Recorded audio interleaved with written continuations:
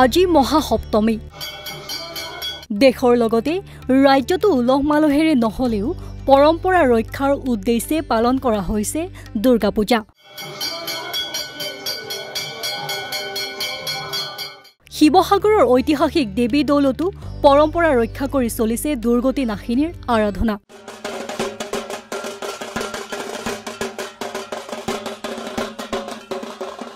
পুৱাৰ পৰাই ভক্তৰ সমাগম হৈছে দেৱী দৌললৈ। শান্তি সম্প্ৰীতি সুখ সমৃদ্ধি মংগল কামনাৰে পূজা অৰ্চনা ভক্তৰ। সৰু বলিৰ দিনটোত উচৰ্গা কৰিছে হাঁহ ছাগলী কোমোৰা। উল্লেখ্য যে ১৭শ শতিকাত স্বৰ্গদেউ শিৱসিংহৰ ৰাজত্ব কালত নিৰ্মাণ কৰা হৈছিল দেৱী দৌল। এইবাৰ ২৯১ বছৰত ভৰি দিছে দেৱী দৌলত উদযাপন কৰা দুৰ্গা পূজাই।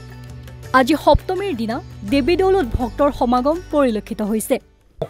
আমাৰ শিৱসাগৰৰ দেৱী দৌলৰ দুৰ্গা পূজা আজি প্ৰায় ২৯২ বছৰত এতিয়া ভৰি দিছে। ইয়াৰ ৰজা দিনৰ পৰাই দুৰ্গা পূজা হৈ আছে আৰু এতিয়াও আমি পাতি আছোঁ।